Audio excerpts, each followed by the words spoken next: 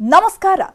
ಉತ್ತರಕ್ಕೆ ತಪ್ಪದ ಮಳೆ ಶಾಪ, ವರುಣಾರ್ಭಟದ ನರಕ ದರ್ಶನ, ಅಪಾಯ ಮಟ್ಟದಲ್ಲಿ ಡ್ಯಾಂಗಳು, ಭೋರ್ಗರೆಯುತ್ತಿದೆ ನದಿಗಳು, ಪ್ರವಾಹಕ್ಕೆ ಕರಾವಳಿ ಕಕ್ಕಾಬಿಕ್ಕಿ, 3 ದಿನ ಯೆಲ್ಲೋ ಅಲರ್ಟ್ ಎಚ್ಚರ. ಇದೇ ಈ ಹೊತ್ತಿನ ವಿಶೇಷ. 72 ಗಂಟೆ ಡೇಂಜರ್ ಡೇಂಜರ್. ನಾನು ಚೈತ್ರ ರಾಜ್. ಉತ್ತರಕ್ಕೆ ತಪ್ಪದ ಮಳೆ ಶಾಪ, ವರುಣಾರ್ಭಟದ ನರಕ ದರ್ಶನ.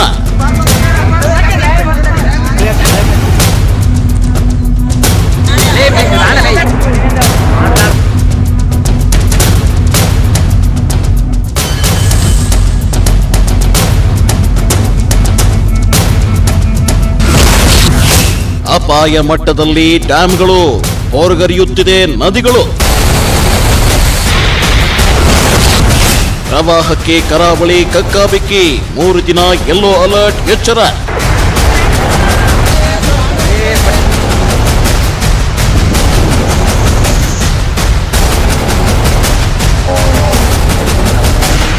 ಕರ್ನಾಟಕದ ಮಲೆನಾಡು, ಕರಾವಳಿ, ಉತ್ತರ ಕರ್ನಾಟಕದ ಕೆಲವು ಜಿಲ್ಲೆಗಳಲ್ಲಿ ಇನ್ನು 3 ದಿನ ರಾಜ್ಯದಲ್ಲಿ ಮಳೆ ಮುಂದುವರಿಯುವ ಸಾಧ್ಯತೆ ಇದೆ. ಹೀಗಾಗಿ ಉತ್ತರ ಕನ್ನಡ, ದಕ್ಷಿಣ ಕನ್ನಡ, ಉಡುಪಿಯಲ್ಲಿ ರೆಡ್ ಅಲರ್ಟ್, ಮಲೆನಾಡು, ಕೊಡಗು, ಉತ್ತರ ಕರ್ನಾಟಕದಲ್ಲಿ ಹಳದಿ ಅಲರ್ಟ್ ಘೋಷಿಸಲಾಗಿದೆ. ಇನ್ನು ಉತ್ತರ ಕರ್ನಾಟಕವಂತೂ ಮಳೆಯಿಂದ ತತ್ತರಿಸಿ ಹೋಗಿದೆ. ಅದರಲ್ಲೂ ಕಲಬುರಗಿ ಪರಿಸ್ಥಿತಿಯಂತೂ ಡೋಲಾಯಮಾನವಾಗಿದೆ.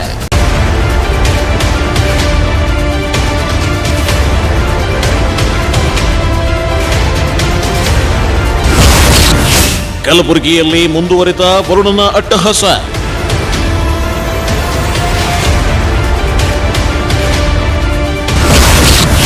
ನದಿಯಲ್ಲಿ ಕೊಚ್ಚಿ ಹೋದ ಮೀನುಗಾರ.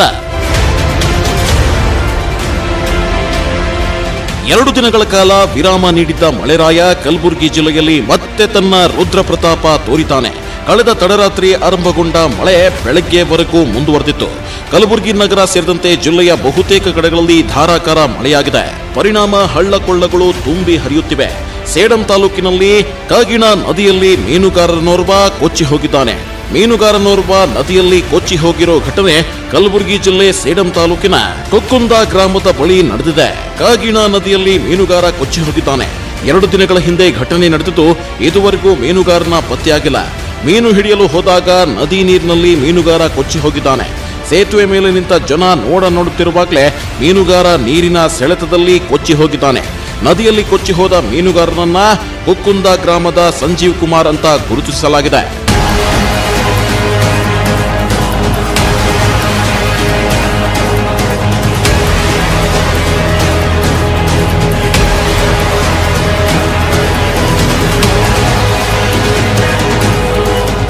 ಇನ್ನು ಮೀನುಗಾರನಿಗಾಗಿ ತಕ್ಷಣವೇ ಹುಡುಕಾಟ ನಡೆಸಿದ್ರೂ ಪತ್ತೆಯಾಗಿಲ್ಲ. 2 ದಿನಗಳಿಂದಲೂ ಹುಡುಕಾಟ ನಡೆಸಲಾಗಿದೆ. ಆದರೆ ಕಳೆದ ರಾತ್ರಿಯೂ ಜಿಲ್ಲೆಯಲ್ಲಿ ಸುರಿದ ಧಾರಾಕಾರ ಮಳೆಗೆ ಕಾಗಿಣ ನದಿಯಲ್ಲಿ ಪ್ರವಾಹ ಮತ್ತಷ್ಟು ಹೆಚ್ಚಾಗಿದೆ. ಹೀಗಾಗಿ ನದಿ ಉಕ್ಕಿ ಹರಿತಿರೋದ್ರಿಂದ ಯಾವುದೇ ಪ್ರಯೋಜನವಾಗಿಲ್ಲ. ಪೊಲೀಸರು, ಅಗ್ನಿಶಾಮಕ ದಳ ಮತ್ತು ಎನ್ಡಿಆರ್ಎಫ್ ತಂಡದಿಂದ ಶೋಧ ಕಾರ್ಯ ಮುಂದುವರೆದಿದೆ.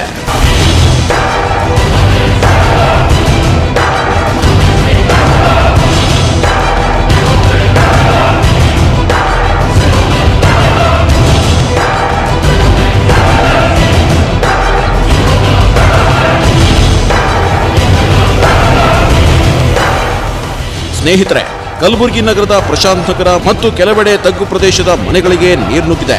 ಕಲಬುರಗಿ ಜಿಲ್ಲೆಯಲ್ಲಿ ತಡರಾತ್ರಿ ಸುರಿದ ಧಾರಾಕಾರ ಮಳೆಗೆ ಜನಜೀವನ ಅಸ್ತವ್ಯಸ್ತಗೊಂಡಿದೆ. ಕಲಬುರಗಿ ಹೊರವಲಯದ ಕೆಸರಟಗಿ ಬಳಿಯ ಆಶ್ರಯ ಕಾಲೋನಿಯ ಹಲವು ಮನೆಗಳಿಗೆ ನೀರು ನುಗ್ಗಿದೆ. ಮನೆಯಲ್ಲಿನ ದಿನಸಿ, ದವಸ ಧಾನ್ಯ, ಅಗತ್ಯ ವಸ್ತುಗಳು ನೀರು ಪಾಲಾಗಿವೆ. ಕೂಲಿ ನಾಲಿ ಮಾಡಿ ಬದುಕು ಸಾಗಿಸುತ್ತಿರುವ ಬಡ ಕುಟುಂಬಗಳು, ದಿನ ದುಡಿದು ಜೀವನ ನಡೆಸುವ ಕುಟುಂಬಗಳು ಸಂಕಷ್ಟಕ್ಕೆ ಗುರಿಯಾಗಿವೆ. ನೀರು ಹೊರಹಾಕಲು ಹೈರಾಣಾದ ನಿವಾಸಿಗಳು.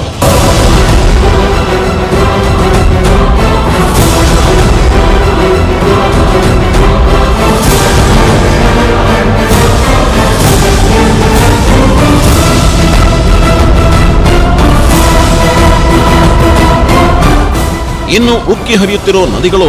ಧಾರಾಕಾರ ಮಳೆ ಹಿನ್ನೆಲೆಯಲ್ಲಿ ಕಲಬುರಗಿ ಜಿಲ್ಲೆಯಲ್ಲಿ ನದಿ, ಹಳ್ಳಕೊಳ್ಳಗಳು ಉಕ್ಕಿ ಹರಿಯುತ್ತಿವೆ. ಕಾಗಿಣ ನದಿ ಉಕ್ಕಿ ಹರಿಯುತ್ತಿದ್ದು ಮಳೆಖೇಡ ಬಳಿಯ ಕಾಗಿಣ ಸೇತುವೆ ಮೇಲೆ ನೀರು ಹರಿಯುತ್ತಿದೆ. ಕಲಬುರಗಿ ತಾಲೂಕಿನ ಉದನೂರು, ಸೀತಾನೂರು, ಪಾಣೆಂಗಾವ್ ಸೇತುವೆಗಳ ಮೇಲೆ ನೀರು ಹರಿತಿವೆ. ಕಲಬುರಗಿ, ಉದನೂರು, ಪಾಣೆಂಗಾವ್ ರಸ್ತೆ ಸಂಪರ್ಕ ಕಡಿತಗೊಂಡಿದೆ.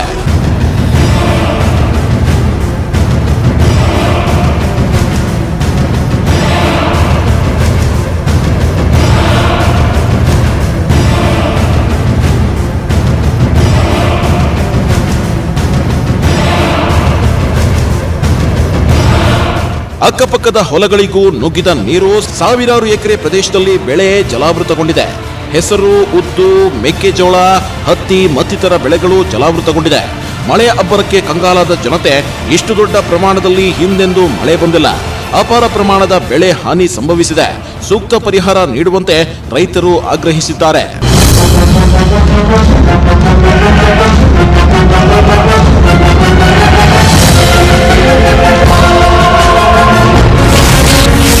ವರುಣಾರ್ಭಟಕ್ಕೆ ಕೊಚ್ಚಿ ಹೋದ ರಸ್ತೆಗಳು.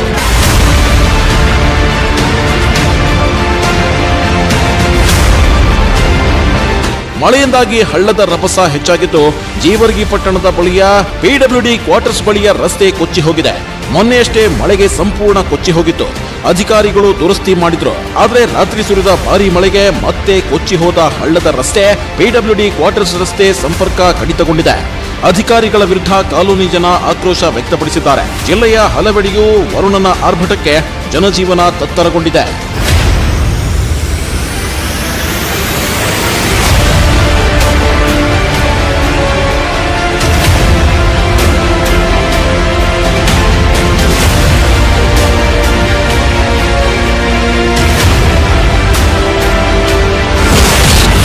ಬಾಗಲಕೋಟೆಯಲ್ಲಿ ವರುಣನ ರೌದ್ರಾವತಾರ. ಹಳ್ಳ ದಾಟುವಾಗ ಕೊಚ್ಚಿ ಹೋಗಿ ಯುವಕ ಸಾವು. ಸ್ನೇಹಿತರೆ, ಬಾಗಲಕೋಟೆ ಜಿಲ್ಲೆಯಲ್ಲಿ ಒಂದೇ ಸಮನೆ ಮಳೆ ಸುರಿದ ಕಾರಣದಿಂದ ಓರ್ವ ಯುವಕ ಪ್ರಾಣ ಕಳೆದುಕೊಂಡಿದ್ದಾನೆ. ತುಂಬಿ ಹರಿಯುತ್ತಿರುವ ಹಳ್ಳದಲ್ಲಿ ದಾಟುವ ವೇಳೆ ಯುವಕ ಕೊಚ್ಚಿ ಹೋದ ಘಟನೆ ಒಂಟಿಗೋಡಿ ಗ್ರಾಮದಲ್ಲಿ ನಡೆದಿದೆ. ಬಾಗಲಕೋಟೆ ಜಿಲ್ಲೆ ಮುಧೋಳ ತಾಲೂಕಿನ ಒಂಟಿಗೋಡಿ ಗ್ರಾಮದ ಸುಭಾಷ್ ಅಡವಿ ಎಂಬ 27 ವರ್ಷದ ಯುವಕ ಮೃತಪಟ್ಟಿದ್ದಾನೆ. ಗ್ರಾಮಸ್ಥರ ಸಾಹಸದಿಂದ ಯುವಕನ ಶವವನ್ನ ಅಗ್ನಿಶಾಮಕ ದಳದ ಸಿಬ್ಬಂದಿ ಹೊರಗೆಳೆದಿದ್ದಾರೆ. ಮೃತ ಯುವಕ ಡಿಸಿಸಿ ಬ್ಯಾಂಕ್ ಉದ್ಯೋಗಿಯಾಗಿದ್ದ. ಕಾರ್ಯನಿಮಿತ್ತ ಹಳ್ಳ ದಾಟಿ ಹೋಗುತ್ತಿದ್ದ ವೇಳೆ ಅವಘಡ ಸಂಭವಿಸಿದೆ. ಆತನ ಜೀವವೇ ಹೋಗಿದೆ. ಇದರಿಂದ ಆತನ ಕುಟುಂಬಸ್ಥರಲ್ಲಿ ಆಕ್ರಂದನ ಮುಗಿಲು ಮುಟ್ಟಿದೆ. ಲೋಕಾಪುರ ಪೊಲೀಸ್ ಠಾಣೆಯಲ್ಲಿ ಪ್ರಕರಣ ಕೂಡ ದಾಖಲಾಗಿದೆ.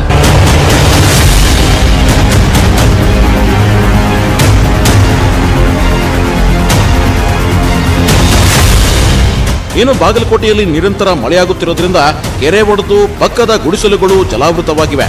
ಬಾಗಲಕೋಟೆ ಜಿಲ್ಲೆಯ ಹುನಗುಂದ ತಾಲೂಕಿನ ಅಮೀನಗಡ ಪಟ್ಟಣದಲ್ಲಿ ಈ ಘಟನೆ ನಡೆದಿದೆ. ಕೆರೆ ಒಡೆದು ಏಕಾಏಕಿ ಗುಡಿಸಲುಗಳಿಗೆ ನುಗ್ಗಿದ ನೀರಿನಿಂದ ಗುಡಿಸಲುವಾಸಿ ಕುಟುಂಬಸ್ಥರು ಅತಂತ್ರರಾಗಿದ್ದಾರೆ. ಸ್ಥಳಕ್ಕೆ ಹುನಗುಂದ ತಹಶೀಲ್ದಾರ್ ಬಸವರಾಜ್ ನಾಗರಾಳ ಭೇಟಿ ನೀಡಿ ಪರಿಶೀಲನೆ ನಡೆಸಿದ್ದಾರೆ.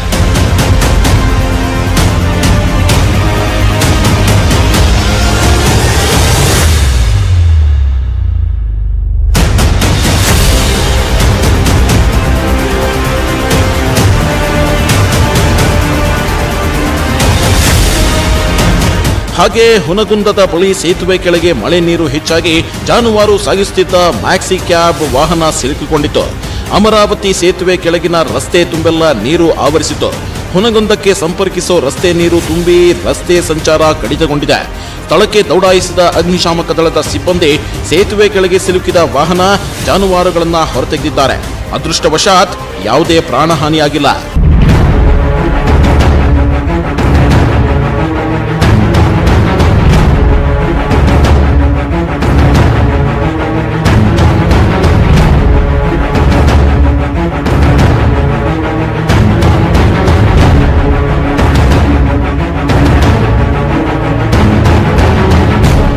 ರಾಜ್ಯಾದ್ಯಂತ ಮಲೆನಾಡು, ಕರಾವಳಿ ಭಾಗಗಳಲ್ಲಿ ಮಳೆಯ ಅಬ್ಬರ ಕೊಂಚ ಕಡಿಮೆಯಾಗಿದೆ. ಆದರೆ ಉತ್ತರ ಕರ್ನಾಟಕದ ಕೆಲವು ಜಿಲ್ಲೆಗಳಲ್ಲಿ ಮಳೆ ಇನ್ನೂ ನಿಂತಿಲ್ಲ. ಬಾಗಲಕೋಟೆಯಲ್ಲಿ ನಿನ್ನೆ ರಾತ್ರಿ ಸುರಿದ ಮಳೆಯಿಂದ ಜನಜೀವನ ಅಸ್ತವ್ಯಸ್ತವಾಗಿದೆ. ನಿರಂತರವಾಗಿ ಸುರಿಯುತ್ತಿರುವ ಮಳೆಯಿಂದ ಬಾಗಲಕೋಟೆಯ ಬೆಕಮಲದಿನ್ನಿ, ಕರಡಿ, ಹುನಗುಂದ ಸಂಪರ್ಕ ಕಡಿತವಾಗಿದೆ. ಬೆಕಮಲದಿನ್ನಿ ಗ್ರಾಮದಲ್ಲಿ ಹಳ್ಳದ ನೀರು ಸಂಪರ್ಕ ರಸ್ತೆಯ ಮೇಲೆ ಹರಿಯುತ್ತಿದೆ. ಇದರಿಂದ ಸಂಚಾರ ಸ್ಥಗಿತಗೊಂಡಿದ್ದು ಗ್ರಾಮಸ್ಥರು ಪರದಾಡುವಂತಾಗಿದೆ. ಸ್ನೇಹಿತರೆ, ಹಾಗೆ ಬಾಗಲಕೋಟೆ ಜಿಲ್ಲೆಯಾದ್ಯಂತ ಮಳೆಯಾಗುತ್ತಿರೋದ್ರಿಂದ ಮನ್ನಿಕಟ್ಟಿ ಗ್ರಾಮದಲ್ಲಿ 2 ಮನೆಗಳು ಕುಸಿದು ಬಿದ್ದಿವೆ. ಅದೃಷ್ಟವಶಾತ್ ಯಾವುದೇ ಪ್ರಾಣಹಾನಿಯಾಗಿಲ್ಲ. ಈಶಪ್ಪ ಬಂಡೇಗೇರ ಎಂಬುವರ ಮನೆಯ ಮೇಲ್ಛಾವಣಿ ಕುಸಿದು ಬಿದ್ದಿದೆ. ಬಸಮ್ಮ ಹುಣಸಿಕಟ್ಟಿ ಮನೆ ಭಾಗಶಃ ನೆಲಸಮವಾಗಿದೆ.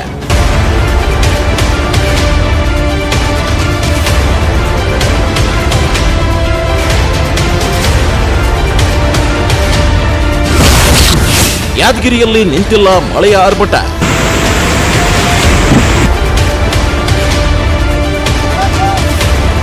ಇನ್ನು ಯಾದಗಿರಿ ಜಿಲ್ಲೆಯ ಸುರಪುರ ತಾಲೂಕಿನ ಖಾನಾಪುರ, ಎಸ್ಎಚ್ ನಾಗನೂರು, ಶಹಪುರ ತಾಲೂಕಿನ ಶಾರದಹಳ್ಳಿ, ಟೊಣ್ಣೂರು, ಚಟ್ನಳ್ಳಿ, ಕಾಟಮಾನಹಳ್ಳಿ, ರಸ್ತಾಪುರ, ವಡಗೇರ ತಾಲೂಕಿನ ಕೊಂಕಲ್ ಹಾಗೂ ಮೊದಲಾದ ಗ್ರಾಮಗಳು ಜಲಾವೃತವಾಗಿವೆ. ಜಿಲ್ಲೆಯಲ್ಲಿ ಸುರಿಯುತ್ತಿರುವ ಭಾರಿ ಮಳೆಗೆ ಯಾದಗಿರಿ ಜಿಲ್ಲೆಯ ಜನರು ತತ್ತರಿಸಿ ಹೋಗಿದ್ದಾರೆ. ಜಿಲ್ಲೆಯಲ್ಲಿ 6ಕ್ಕೂ ಹೆಚ್ಚು ಗ್ರಾಮಗಳಿಗೆ ಮಳೆ ನೀರು ನುಗ್ಗಿದ್ದ ಪರಿಣಾಮ ಜನರು ನಲುಗಿ ಹೋಗಿದ್ದಾರೆ.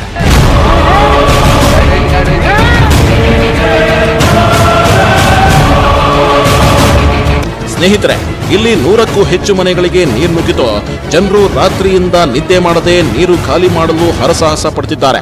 ನಗನೂರು ಗ್ರಾಮದ ರಸ್ತೆಯು ಜಲಾವೃತವಾಗಿದೆ. ಗ್ರಾಮದಲ್ಲಿ 25 ಮನೆಗಳಿಗೆ ನೀರು ನುಗ್ಗಿತು. ಗ್ರಾಮದಲ್ಲಿ 3 ಮನೆಗಳು ಬಿದ್ದಿವೆ. ಮಳೆ ಅಬ್ಬರಕ್ಕೆ ಜಿಲ್ಲೆಯ ಬಗಲಾಪುರ ಸೇತುವೆ, ಕೊಟಗೇರ ಸಂಪರ್ಕ ಸೇತುವೆ, ಶಾರದಹಳ್ಳಿ ಸೇತುವೆ, ಓರುಂಜಾ ಸಂಪರ್ಕ ಸೇತುವೆಗಳು ಜಲಾವೃತವಾಗಿ ಸಂಪರ್ಕ ಕಳೆದುಕೊಂಡಿವೆ. ಶಾರದಹಳ್ಳಿ ಗ್ರಾಮದಲ್ಲಿ ಕೂಡ ಮನೆಗಳಿಗೆ ನೀರು ನುಗ್ಗಿ 5 ಮನೆಗಳು ಬಿದ್ದಿವೆ. ದೋರನಹಳ್ಳಿಯಲ್ಲಿ 5 ಮನೆ ಗೋಡೆಗಳು ಕುಸಿದು ಬಿದ್ದಿವೆ. ಖಾನಾಪುರ ಗ್ರಾಮದಲ್ಲಿ 2 ಮನೆಗಳು ಹಾನಿಯಾಗಿವೆ. ಯಾದಗಿರಿ ಜಿಲ್ಲೆಯ ಸುರಪುರ ತಾಲೂಕಿನ ಖಾನಾಪುರ, ಎಸ್ಎಚ್ ನಾಗನೂರು, ಶಹಪುರ ತಾಲೂಕಿನ ಶಾರದಹಳ್ಳಿ, ಟೊಣ್ಣೂರು, ಚಟ್ನಳ್ಳಿ, ಕಾಟಮನಹಳ್ಳಿ, ರಸ್ತಾಪುರ, ವಡಗೇರ ತಾಲೂಕಿನ ಕೊಂಕಲ್ ಹಾಗೂ ಮೊದಲಾದ ಗ್ರಾಮಗಳು ಜಲಾವೃತವಾಗಿವೆ. ರೈತರು ಸಾಲ ಮಾಡಿ ಹತ್ತಿ ಬೆಳೆ ಬೆಳೆದಿದ್ರು. ಆದರೆ ಮಳೆ ಅಬ್ಬರಕ್ಕೆ ಬೆಳೆ ಹಾನಿಯಾಗಿದೆ. ಮಳೆ ಅಬ್ಬರಕ್ಕೆ ಜನರು ಈಗ ನೆಮ್ಮದಿ ಕಳೆದುಕೊಂಡಿದ್ದಾರೆ. ರೈತರಿಗೆ ಗಾಯದ ಮೇಲೆ ಬರೆ ಎಳೆದಂತಾಗಿದೆ. ಜಿಲ್ಲೆಗಳಲ್ಲಿ ಭಾನುವಾರ ಹಾಗೂ ಸೋಮವಾರ ಜೊತೆಗೆ ಉತ್ತರ ಒಳನಾಡಿನ ಕೆಲವು ಜಿಲ್ಲೆಗಳಲ್ಲಿ ಭಾನುವಾರ ಯೆಲ್ಲೋ ಅಲರ್ಟ್ ಘೋಷಣೆ ಮಾಡಲಾಗಿದೆ. ಬಂಗಾಳ ಕೊಲ್ಲಿಯಲ್ಲಿ ಸೃಷ್ಟಿಯಾದ ವಾಯುಭಾರ ಕುಸಿತದಿಂದಾಗಿ 1 ವಾರದಿಂದ ರಾಜ್ಯದ ವಿವಿಧ ಜಿಲ್ಲೆಗಳಲ್ಲಿ ಧಾರಾಕಾರ ಮಳೆಯಾಗಿತ್ತು.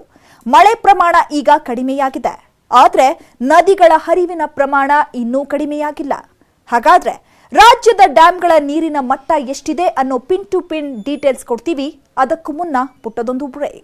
ಭಾನುವಾರ ಮತ್ತು ಸೋಮವಾರ ಧಾರವಾಡ, ಉಡುಪಿ, ಉತ್ತರ ಕನ್ನಡ, ದಕ್ಷಿಣ ಕನ್ನಡ, ಗದಗ, ಕಲಬುರಗಿ, ಯಾದಗಿರಿ, ವಿಜಯಪುರದಲ್ಲಿ ಹಳದಿ ಅಲರ್ಟ್ ಘೋಷಿಸಲಾಗಿದೆ. ಶಿವಮೊಗ್ಗ, ಬೆಂಗಳೂರಿನಲ್ಲೂ ಮಳೆಯಾಗುವ ಸಾಧ್ಯತೆ ಇದೆ. ರಾಜ್ಯದ ಜಲಾಶಯಗಳ ಇಂದಿನ ನೀರಿನ ಮಟ್ಟ ಎಷ್ಟಿದೆ? ಇಲ್ಲಿದೆ ನೋಡಿ ಕಂಪ್ಲೀಟ್ ರಿಪೋರ್ಟ್.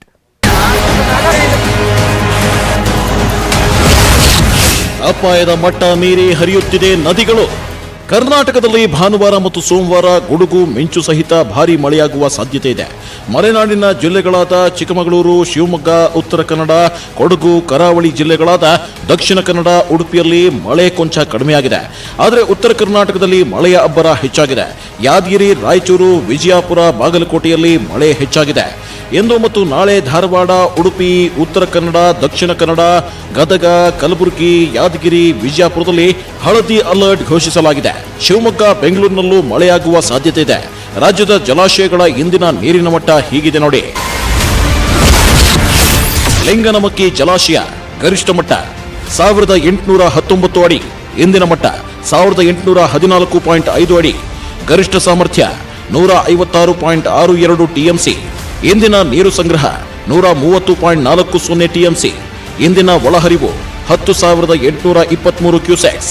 ಇಂದಿನ ಹೊರಹರಿವು 0 ಕ್ಯೂಸೆಕ್ಸ್. ವರಾಹಿ ಜಲಾಶಯ ಗರಿಷ್ಠ ಮಟ್ಟ 594.36 ಮೀಟರ್, ಇಂದಿನ ಮಟ್ಟ 587.30 ಮೀಟರ್, ಗರಿಷ್ಠ ಸಾಮರ್ಥ್ಯ 31.10 ಟಿಎಂಸಿ. ಇಂದಿನ ನೀರು ಸಂಗ್ರಹ 18.97 ಟಿಎಂಸಿ. ಇಂದಿನ ಒಳಹರಿವು 1,725 ಕ್ಯೂಸೆಕ್ಸ್. ಇಂದಿನ ಹೊರಹರಿವು 0 ಕ್ಯೂಸೆಕ್ಸ್. ಹೇಮಾವತಿ ಜಲಾಶಯ ಗರಿಷ್ಠ ಮಟ್ಟ 2,922 ಅಡಿ, ಇಂದಿನ ಮಟ್ಟ 2,920.50 ಅಡಿ, ಗರಿಷ್ಠ ಸಾಮರ್ಥ್ಯ 37,103 ಟಿಎಂಸಿ. ಇಂದಿನ ನೀರು ಸಂಗ್ರಹ 35.65 ಟಿಎಂಸಿ. ಇಂದಿನ ಒಳಹರಿವು 18,772 ಕ್ಯೂಸೆಕ್ಸ್. ಇಂದಿನ ಹೊರಹರಿವು 475 ಕ್ಯೂಸೆಕ್ಸ್. ಕೆಆರ್ಎಸ್ ಜಲಾಶಯ ಗರಿಷ್ಠ ನೀರಿನ ಮಟ್ಟ 124.80 ಅಡಿ, ಇಂದಿನ ನೀರಿನ ಮಟ್ಟ 124.25 ಅಡಿ, ಗರಿಷ್ಠ ಸಂಗ್ರಹ ಸಾಮರ್ಥ್ಯ 49.45 ಟಿಎಂಸಿ. ಇಂದಿನ ನೀರು ಸಂಗ್ರಹ 47.72 ಟಿಎಂಸಿ. ಇಂದಿನ ಒಳಹರಿವು 32,078 ಕ್ಯೂಸೆಕ್ಸ್. ಇಂದಿನ ಹೊರಹರಿವು 43,289 ಕ್ಯೂಸೆಕ್ಸ್. ಕಬಿನಿ ಜಲಾಶಯ ಗರಿಷ್ಠ ಮಟ್ಟ 2284 ಅಡಿ. ಇಂದಿನ ಮಟ್ಟ 2282 ಅಡಿ. ಗರಿಷ್ಠ ಸಾಮರ್ಥ್ಯ 19.52 ಟಿಎಂಸಿ. ಇಂದಿನ ನೀರು ಸಂಗ್ರಹ 19.52 ಟಿಎಂಸಿ. ಇಂದಿನ ಒಳಹರಿವು 4399 ಕ್ಯೂಸೆಕ್ಸ್. ಇಂದಿನ ಹೊರಹರಿವು 3219 ಕ್ಯೂಸೆಕ್ಸ್.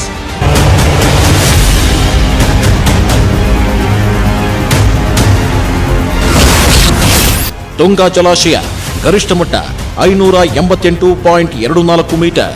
ಇಂದಿನ ಮಟ್ಟ 588.24 ಮೀಟರ್. ಗರಿಷ್ಠ ಸಾಮರ್ಥ್ಯ 3.24 ಟಿಎಂಸಿ. ಇಂದಿನ ನೀರು ಸಂಗ್ರಹ 2411 ಟಿಎಂಸಿ. ಇಂದಿನ ಒಳಹರಿವು 10,030 ಕ್ಯೂಸೆಕ್ಸ್. ಇಂದಿನ ಹೊರಹರಿವು 10,030 ಕ್ಯೂಸೆಕ್ಸ್. ಇದು ರಾಜ್ಯದ ನದಿಗಳ ಶನಿವಾರದ ನೀರಿನ ಮಟ್ಟ. ಇನ್ನು ಭದ್ರಾ, ಆಲಮಟ್ಟಿ ಹಾಗೂ ಹಾರಂಗಿ ಜಲಾಶಯದ ನೀರಿನ ಮಟ್ಟ ಎಷ್ಟಿದೆ ಅಂತ ಹೇಳೋದು ಬಾಕಿ ಇದೆ. ಆದ್ರೆ ಅದಕ್ಕೂ ಮುನ್ನ ಪುಟ್ಟದೊಂದು ಬ್ರೇಕ್. ಬಂಗಾಳ ಕೊಲ್ಲಿಯಲ್ಲಿ ಸೃಷ್ಟಿಯಾದ ವಾಯುಭಾರ ಕುಸಿತದಿಂದಾಗಿ ಒಂದು ವಾರದಿಂದ ರಾಜ್ಯದ ವಿವಿಧ ಜಿಲ್ಲೆಗಳಲ್ಲಿ ಧಾರಾಕಾರ ಮಳೆಯಾಗಿತ್ತು. ಮಳೆ ಪ್ರಮಾಣ ಈಗ ಕಡಿಮೆಯಾಗಿದ್ದು ದಕ್ಷಿಣ ಕನ್ನಡ, ಉತ್ತರ ಕನ್ನಡ ಹಾಗೂ ಉಡುಪಿ ಜಿಲ್ಲೆಗಳಲ್ಲಿ ಮುಂದಿನ 2 ದಿನ 64.5 ಮಿಲಿಮೀಟರ್ನಿಂದ 115.5 ಮಿಲಿಮೀಟರ್ ವರೆಗೆ ಮಳೆಯಾಗುವ ಸಾಧ್ಯತೆ ಇದೆ. ಉತ್ತರ ಒಳನಾಡಿನ ಬೀದರ್, ಧಾರವಾಡ, ಗದಗ, ಕಲಬುರಗಿ, ರಾಯಚೂರು, ವಿಜಯಪುರ ಹಾಗೂ ಯಾದಗಿರಿಯಲ್ಲೂ ಶನಿವಾರ ಹವಾಮಾನ ಇಲಾಖೆ ಯೆಲ್ಲೋ ಅಲರ್ಟ್ ನೀಡಿದೆ. ಬಂಗಾಳ ಕೊಲ್ಲಿಯಲ್ಲಿ ಸೃಷ್ಟಿಯಾದ ವಾಯುಭಾರ ಕುಸಿತದಿಂದಾಗಿ ಒಂದು ವಾರದಿಂದ ರಾಜ್ಯದ ವಿವಿಧ ಜಿಲ್ಲೆಗಳಲ್ಲಿ ಧಾರಾಕಾರ ಮಳೆಯಾಗಿತ್ತು. ಮಳೆ ಪ್ರಮಾಣ ಈಗ ಕಡಿಮೆಯಾಗಿದೆ. ಆದರೆ ರಾಜ್ಯದ ನದಿಗಳು ಉಕ್ಕಿ ಹರಿತಿದೆ. ಉಳಿದಂತೆ ಭದ್ರಾ ಜಲಾಶಯ, ಆಲಮಟ್ಟಿ, ಹಾರಂಗಿ ಜಲಾಶಯದ ನೀರಿನ ಮಟ್ಟ ಎಷ್ಟಿದೆ ಗೊತ್ತಾ? ಇಲ್ಲಿದೆ ನೋಡಿ ಕಂಪ್ಲೀಟ್ ರಿಪೋರ್ಟ್. ಭದ್ರಾ ಜಲಾಶಯ ಗರಿಷ್ಠ ಮಟ್ಟ 186 ಅಡಿ. ಇಂದಿನ ಮಟ್ಟ 185.7 ಅಡಿ. ಒಳಹರಿವು 5,488 ಕ್ಯೂಸೆಕ್ಸ್. ಹೊರಹರಿವು 11,600 ಕ್ಯೂಸೆಕ್ಸ್. ಒಟ್ಟು ನೀರಿನ ಸಂಗ್ರಹ 3,671 ಟಿಎಂಸಿ. ಇಂದಿನ ನೀರಿನ ಸಂಗ್ರಹ 71,012 ಟಿಎಂಸಿ. ಆಲಮಟ್ಟಿ ಜಲಾಶಯ ಗರಿಷ್ಠ ಮಟ್ಟ 519.60 ಮೀಟರ್. ಇಂದಿನ ಮಟ್ಟ 519.59 ಮೀಟರ್. ಗರಿಷ್ಠ ಸಾಮರ್ಥ್ಯ 123.81 ಟಿಎಂಸಿ. ಇಂದಿನ ನೀರು ಸಂಗ್ರಹ 121.81 ಟಿಎಂಸಿ. ಇಂದಿನ ಒಳಹರಿವು 38,922 ಕ್ಯೂಸೆಕ್ಸ್. ಇಂದಿನ ಹೊರಹರಿವು 38,922 ಕ್ಯೂಸೆಕ್ಸ್. ಇದಾಗಿತ್ತು ಈ ಹೊತ್ತಿನ ವಿಶೇಷ. ನೋಡ್ತಾ ಇರಿ News 18 ಕನ್ನಡ. ಜಾಲ ನಮ್ಮದು, ಬಲ ನಿಮ್ಮದು.